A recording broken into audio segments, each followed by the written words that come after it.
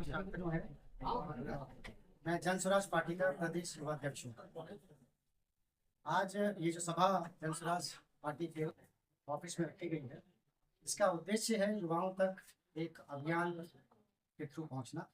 उस अभियान, उस आंदोलन का नाम है बिहार बचाओ युवा संकल्प।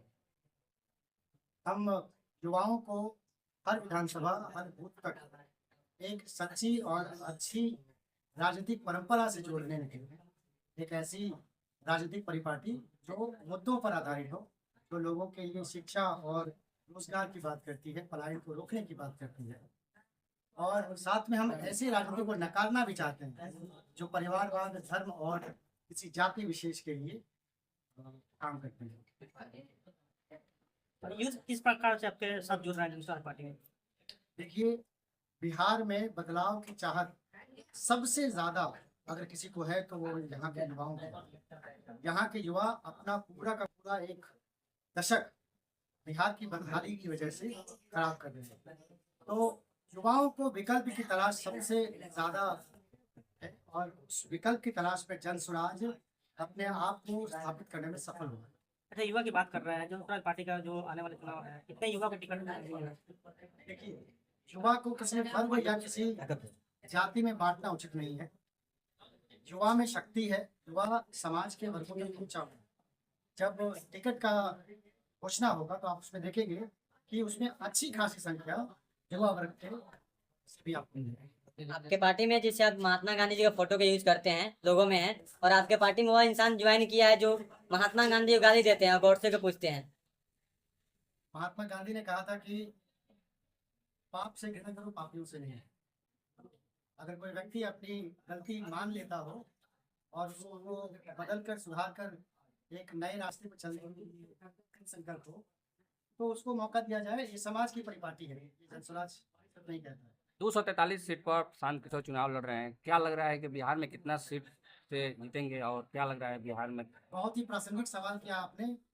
आपके विपक्ष ने, महागठबंधन ने कल 9 तारीख को पूरे बिहार बंद का आह्वान किया था और जन स्वराज की वहाँ 2 रैलियां हुई है, एक मधुबनी जिले में और एक सीतामढ़ी जिले में। आप जाकर अपने किसी भी पत्रकार भाइयों से पूछिएगा कि वहाँ पर जनता का सैलाब कितना था। हर सभा में 30,000 से ज्यादा लोग पहुंचे हुए हैं।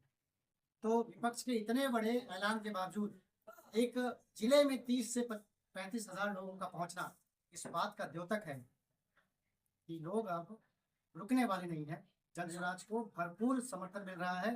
तो जहां तक 243 विधानसभा का सवाल है तो हम पूर्ण बहुमत की तरफ बिल्कुल अग्रसर हैं। और साल के साथ कहते हैं कि 140 से 145 सीट अगर आया तो बिहार की सबसे बड़ी पार्टी आरजेडी मानी जाती है। क्या लगता है कि आरजेडी में उनको आंकड़ा नहीं सोच पाती है? प्रशांत किशोर सोच रहे हैं। प्रशांत किशोर की सोच बिहार के लोगों के दर्द से उठी हुई सोच है। बिहार का ऐसा कोई व्यक्ति नहीं है जो अब बदलाव नहीं चाहता है। तो अगर इतने बड़े बदलाव के चाहत में जन स्वराज अगर 145 140 में सिमट जाए तो हाँ, प्रशांत किशोर उसको अपनी व्यक्तिगत हार मानते हैं। इसमें उनका कोई दम्भ नहीं दिखता, इसमें उनका दर्द दिखता है कि जिस व्यवस्था को बदलने के लिए वो निकले हैं, जिस तरह का उनको समर्थन मिल रहा है, उसमें 140 की संख्या भी उनका व्यक्तिगत रूप से कम है। युवा के अध्यक्ष हैं और हाल ही में नीतीश कुमार सरकार ने युवा आयोग का भी गठन किया है। नीतीश बाबू से पूछिएगा कि इतना समय किस चीज में लग गया। मुख्यमंत्री आज के तो नहीं बने हुए हैं, 20 साल होने को आ गया उनको। आज उनको युवा आयोग की याद आई है।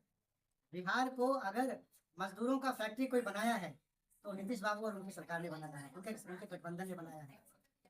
उस गठबंधन के हमारे भारत के प्रधानमंत्री यहाँ आकर मधुबनी में कह जाते हैं कि यहाँ से वंदे भारत ट्रेन चला रहे हैं और यहाँ से जो श्रमिक परिवार हैं उनके लोगों को सहूलियत हो रही है। जो राज्य उनको 40 में से 39 सांसद देता है, वो राज्य उनके लिए सिर्फ श्रमिक परिवारों का राज्य मात्र रह गया है।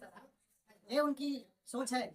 और मुख्यमंत्री जी आज युवा का आयोग बनाकर लॉलीपॉप दिखा रहे हैं, लोगों को फिर से ठगने का काम कर रहे हैं। 20 साल में क्या किया युवाओं के लिए? हमको बताइए कि पूरे राज्य में 38 जिले हैं, एक भी जिले में अगर आपके पास कोई फ्लैगशिप कॉलेज खुला हो, कोई मेडिकल कॉलेज है, वो कोई आपका नेता मंत्री हत्याया हुआ है, कोई कॉलेज है उसका ट्रस्ट कहीं से इधर से उधर से कोई लाठी के जोर पे, कोई घोटाले के जोर पे उसको बदला हुआ है।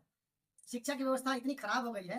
अभी 7 दिन पहले नीट का रिजल्ट आया, ऑल इंडिया आया है ना, 1 से लेकर 100 तक के रैंक में बिहार का एक भी छात्र नहीं है।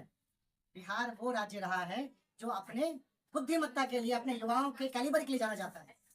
हम उसको उस पायदान पे लाके खड़ा कर दिए हैं कि 1 से लेकर 100 तक के रैंक में हमारे बिहार का एक भी बच्चा नीट के एग्जामिनेशन में नहीं है।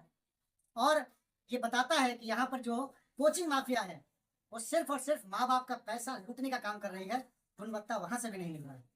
तो ये सरकार और ये जो कोचिंग माफिया का नेक्सस है, इसका मिला जुला कारनामा है जो शिक्षा आज हमारा इतना। 18 को मोदी आ रहे हैं चंपारण में, क्या बोले?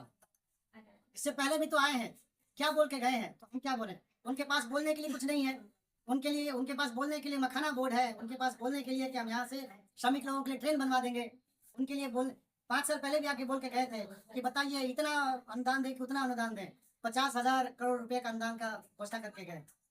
5 साल में कहाँ है वो पैसा? सर, तो पैसा आया है तो यहाँ के विकास में दिखना चाहिए। तो बोल के जाते हैं, 5 साल तक तो आए नहीं।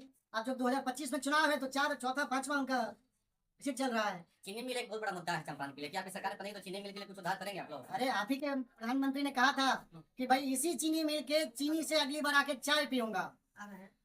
अब चीनी मंगाते हैं गुजरात से और दूध मंगाते हैं यहाँ के ग्वालों से। सर, प्रशांत भी शिक्षा की बात करते हैं, और उनके जितने विधायक जीत के आते थे उनके बेटा प्राइवेट स्कूल में पढ़ेंगे, सरकारी स्कूल में पढ़ेंगे? विधायक का बेटा प्राइवेट स्कूल में पढ़ेगा कि सरकारी स्कूल में पढ़ेगा, इससे पहले पूछिए कि आम आदमी का बेटा प्राइवेट स्कूल में पढ़ेगा कि सरकारी स्कूल में पढ़ेगा। अगर जन स्वराज सत्ता में आता है तो हमने एक घोषणा की हुई है कि हम हर ब्लॉक में नेत्राहाट, सैनिक स्कूल या नवोदय जैसे एक अच्छे स्कूल का स्थापना कराएंगे। और ये काम एक दिन में तो नहीं हो सकता। जब तक ऐसा नहीं होता है तब तक अगर कोई व्यक्ति चाहे कि प्राइवेट स्कूल में अपने बच्चे को पढ़ाए तो उसका भी खर्चा सरकार दे। जब सरकार को लेके वोटर लिस्ट को लेके जल्द छड़ी हुई है, 9 तारीख को आरजेडी ने महागठबंधन में अपना किया था। बिहार के लाखों जो युवा है वो बाहर बढ़ गए। किस तरह से देखा, बहुत सारे लोग हैं भाई, जिस वोटर लिस्ट को लेके हमारे मोदी जी आज प्रधानमंत्री बने बैठे हुए हैं। 2024 का ही तो वो वोटर लिस्ट है। तो अगर वो वोटर लिस्ट गलत है तो फ्रॉड से बने हमारे प्रधानमंत्री। बताएं पहले भाजपा के लोग, जवाब दे हमारा इलेक्शन कमीशन। 2024 में अगर वो वोटर लिस्ट सही था तो 2025 में वो वोटर लिस्ट गलत कैसे हो गया है? अगर ऐसा है तो इलेक्शन कमीशन ये बताए कि हाँ 2024 में जो लोकसभा चुनाव हुआ था वो गलत वोटर लिस्ट के आधार पर चुनाव हुआ था। और आप एक बात बताइए, चुनाव आयोग के पास ये अधिकार है कि वो लोगों का वोटर लिस्ट में नाम डाले। नागरिकता चेक करने का अधिकार चुनाव आयोग के पास नहीं है। मैं चुनाव आयोग के स्वायत्तता को क्वेश्चन नहीं कर रहा हूं, लेकिन उसके दायरे को क्वेश्चन कर रहा हूं। दूसरी बात, आनंद फानन में देखिए, ये जो SSR की बात है ये हर साल 1 जनवरी को होता है। हर साल 1 जनवरी को होता है। इस साल वो 1 जनवरी को क्यों नहीं हुआ, जबकि ये तो चुनावी वर्ष था। अगर 1 जनवरी को रूटीन मैटर में अगर वो हो जाता तो कोई हंगामा नहीं, हम सब उसका स्वागत करते। आपने 6 महीने वेट किया, चुनाव जब 3 महीने आगे है तब आप SIR लेके आ रहे हैं। इसका मतलब है कि आपकी मंशा गलत है। आप 1 महीने में पूरी प्रक्रिया पूरी करना चाहते हैं। जो बाहर प्रवासी हमारे बिहार के लोग गए हैं उनको कितनी मुश्किल हो रही है। वहां से मुझे फोन पे फोन आ रहे हैं, कोई वहां पे रिक्शा चला रहा है, कोई ड्राइवरी कर रहा है कि सर हम तो इस बार वोट नहीं दे पाएंगे, कहा कि हम तो इसमें हम ऑनलाइन कैसे करें, कौन सा कागज जमा कराएं। हम सख्त विरोध करते हैं इस बात का, लेकिन इस बात की हमें खुशी भी है कि माननीय सुप्रीम कोर्ट ने इस बात का संज्ञान लिया है और संभवतः आज उसका सुनवाई बन सकती है।